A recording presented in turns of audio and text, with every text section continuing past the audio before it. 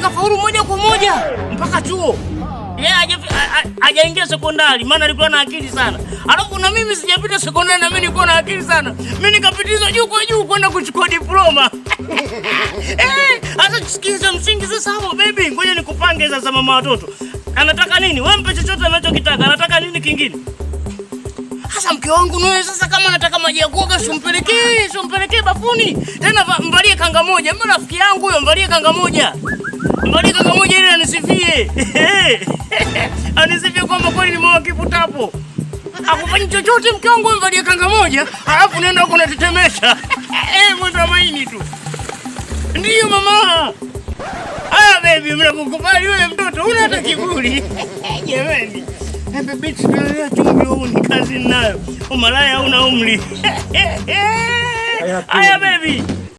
Aya mama, nakupenda. Wewe mtege shemeji yako huyo, mpelekee maji na kanga moja hapo chochote. Ili anisifie mume wako kama nimechagua mtoto. Aya baby, jamani unanipenda pia. Nakupenda baby. Bwana nani kwa watu? Basi umenilazimisha.